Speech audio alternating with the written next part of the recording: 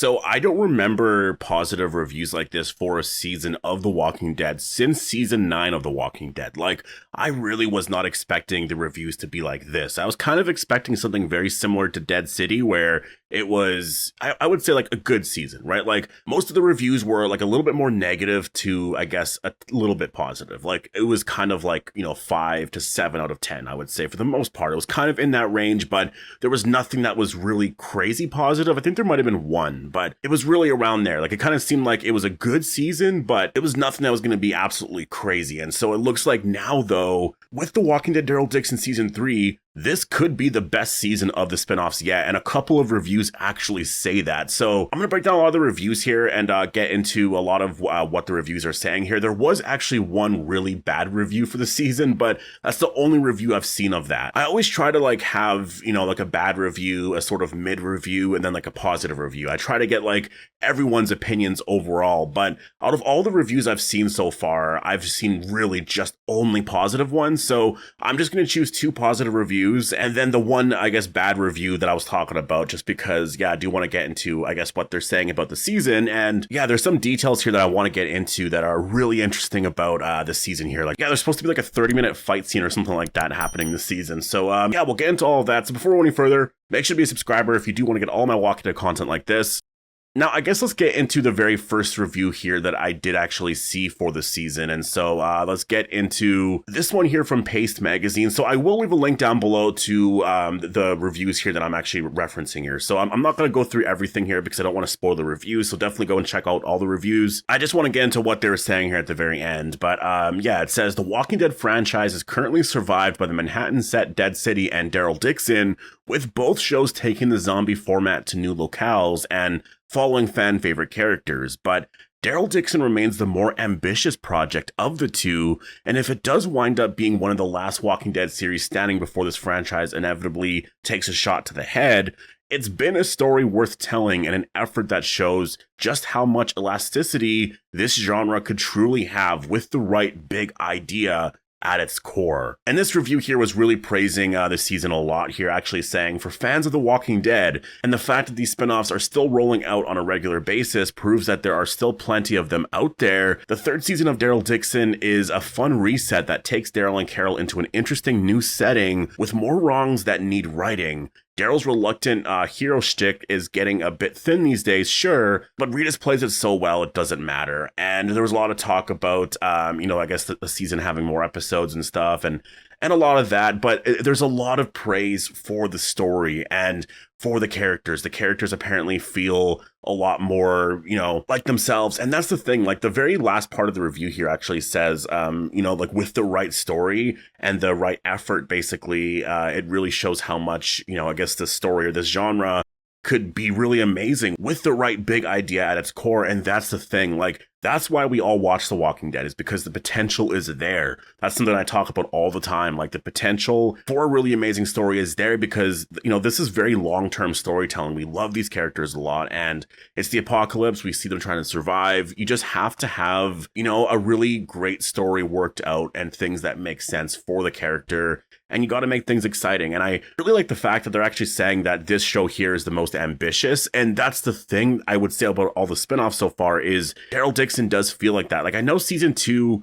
didn't necessarily feel like that as much, although I would say it was still very ambitious. It's just, it was not that great of a story, but it really is something that we wanted from The Walking Dead. The Walking Dead at the very end, like the very last couple of seasons, was going in a place where things were getting very exciting. The story was getting very big. And the Ones Who Live definitely delivered on that, but it didn't really, branch out to other things. And the story still felt very small. And I think that's my criticism of the CRM is like, we would see things and sure, it was still cool, but it just felt smaller than, what we always thought. And The Walking Dead Daryl Dixon seems to be very ambitious and going all out and doing all this stuff. And it's like, it really is like the main spinoff of The Walking Dead, I feel like. It's weird to say with The Ones Who Live out there, but I do feel like The Walking Dead Daryl Dixon is like the main spinoff to watch.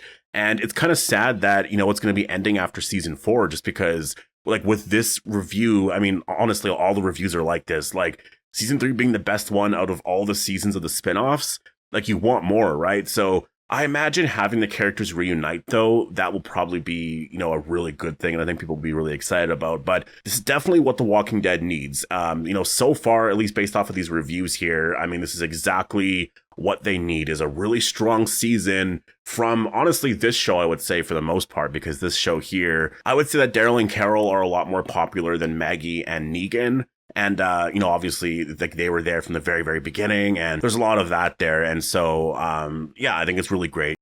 Now, to get into another review here, I saw this from The Nocturnal, and I'm not going to get into everything here, obviously. Definitely go and check out the article. There's a lot there. Honestly, a lot of great insight into the season and whatnot, but I like this part here of the review where it says, a battle scene that unfolds against them stretches for nearly 30 minutes and is an absolute highlight of the season. The choreography, tension, and pacing of the large-scale Game of Thrones type battle makes it one of the most memorable scenes of the spin-off, and then goes on to say, what I will say about the ending is that it justifies why a fourth season of The Walking Dead Daryl Dixon is necessary. The conclusion does not feel forced, but instead sets up a natural continuation of the story. It places the characters in a complicated and tense situation that none of them could have predicted or controlled, leaving the door wide open to fix the issue. So, a couple of things there. I do like the fact that there is going to be a battle scene that is literally almost 30 minutes long. We need a lot more of that. I think the Nest battles should have been something like that. That is something that when I look back at that storyline, it's just like, man, honestly, it's just such a crazy disappointment. I can't believe, how they handled just all of that. The Varian Walker storyline, just everything they were building up. Like, they could have made it really crazy, just epic, but it just felt like it was nothing. The Varian Walkers were really, were they even there in season 2? I know they were, but it feels like they weren't. So, that's definitely a really good thing for season 3 here, that there's actually going to be a lot of, action and everything. And the fact that the ending here, and I've seen another review actually talk about this, the ending for season 4 or season 3 seems to end on a cliffhanger that, some people could be frustrated about, but it looks like they do pay off the story, though, in season 3, but you want them to sort of, fix the issue or whatever in season 4. And so I'm excited about that because I don't have an issue with cliffhangers. I know I complain about, the cliffhanger with Glenn's death and everything a lot, but my only issue with that was that they never really paid off the storyline, before that. That was sort of the payoff right there. I think that you could have killed Glenn in the season 6 finale and then just left it there and literally just start, in season 7 somewhere else or whatever. But I think that would have been the best thing instead of starting in season 7 with Glenn's death and then the whole season just feels so dark, right? So that was probably the best choice there. I do like cliffhangers. They definitely do work really well when they're done right. I think that's the thing with it, is they have to be done right because you need to pay off the story where it doesn't feel like you're just watching for nothing. And so this season seems to actually have that, and I'm really excited about that. Again, another really positive review here, and most of the reviews are very positive. There's a lot of reviews that are saying that this might be one of the best spin-offs yet. This review actually says, is the strongest of the series and the best single season of the spin-offs that started after the main show finished. So, that's the thing. When you're looking at all the seasons of the spin-off so far, season 1 of Daryl Dixon was my favorite, I would say. The 1 2 Live was very close, and every other season's kind of, I guess, somewhere around there. But the fact that season 3 is, the best one so far, that's awesome to hear. Really amazing to hear. Well, let's actually get into a very negative review here. And so this comes from Collider. And so I really wanted to talk about this because, again, I always want to get into, what they're saying that's really bad about the season overall. But I just wanted to see what they had to say because I'm just honestly really confused. When I look at a lot of reviews, everything is for the most part extremely positive, really, really positive, saying it's one of the best seasons of the spinoff so far. It's honestly surprising to see that this review here literally rated it a 4 out of 10. That is not good at all. What? Why would you rate it so bad? And so this one part right here says, to be very blunt, season 3 of Daryl Dixon is the worst of the Walking Dead spinoffs, which is such a shame after the second season was one of the best. That right there, I find so, I don't understand that, because season 2 of The Walking Dead Daryl Dixon was not one of the best of the spinoffs at all. To me, season 2 is probably one of the worst seasons of the spinoffs. And so I think it's just a difference of opinion here in terms of, I guess, really what you want from a TV show, right? What you want from the story, what you're expecting. And I think obviously this reviewer really liked season 2. So season 3, I guess, just wasn't the same. And so I personally, disagree with that. I think that season 2 was not a good season, and season 3 being praised as much as it is, I'm actually really excited to check it out because I think that it might be something that I actually would like a lot more. So yeah, I don't know. Honestly, I think that this review here, again, you could check out everything there. There's a lot more that, goes in depth there with the story. I just don't want to get into everything here because, definitely go and check out the article. But with how I feel about all the reviews, I will say that it does seem like everything is, for the most part, very, very positive, and it's something that is very surprising. I think that I really don't know what I was expecting from all the reviews, but I wasn't expecting this. I thought that maybe there would be a little bit more positive, I think, in season 3, but I just wasn't expecting how positive this is. So this definitely has me really excited for the very first episode here. I cannot wait to watch this season here, because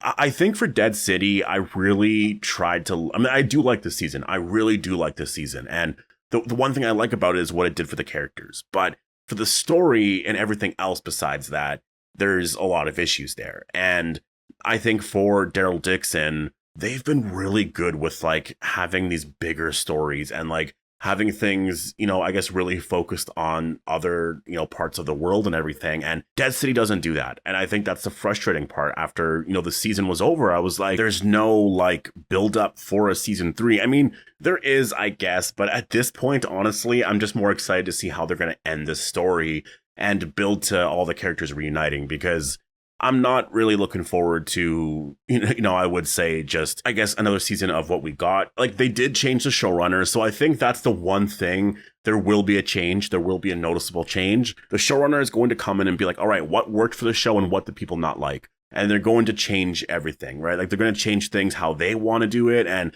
I think Seth Hoffman is honestly a really great choice for a showrunner. Like, I wish he was doing it from season 1. I think Eli Journay's direction of Dead City was keeping it very small scale and very much about the characters. And I think it worked a little bit in season 1, I would say, but in season 2, you just needed a lot more and it wasn't there. And I thought we would get a lot more because I thought that Gimple had a lot more say in these spinoffs, but he's really just letting them do whatever they want to do. So I don't really know what he's doing with all this stuff here. Obviously, I'm sure he's working on something with all the characters reuniting. And yeah, I would say that for Dead City season 2, like, it just wasn't the best. And so for season 3, I am excited for season 3 just because of the showrunner. And I think that that's really why they got a different showrunner. I don't know for sure, but I really feel like after season 2, they probably were like, all right, well, we need to have completely a totally fresh story here. And we just got to make this like way better. And so they got a different showrunner because they didn't do that with David Zabel, obviously, after season 2. And so they felt pretty confident with what they had for season 3. And maybe they never really felt that confident with what Eli Journay had for season 3, or I'm not really sure how all that works. But anyways, I'm definitely really excited for this. And yeah, I'll leave it here. Definitely post all your thoughts down below on the reviews here. Again, like, most of the reviews are very, very positive. And I'm trying to find some reviews that are a little bit more, I guess, mid or whatever, or more negative, just to sort of get all the reviews out there. But everything for the most part is like, literally, this is a really good season. And most of the reviews are like, this is one of the best seasons of the spinoffs. And so the one review from Collider really does just kind of stand out. And if you're looking at what they said about season 2 of the show, I think that is kind of why. I think they preferred season 2. I think for the most part, most fans are going to prefer season 3. But definitely let me know, like, maybe you do agree with that. Hope you guys all enjoyed the video, and I'll see you in the next one.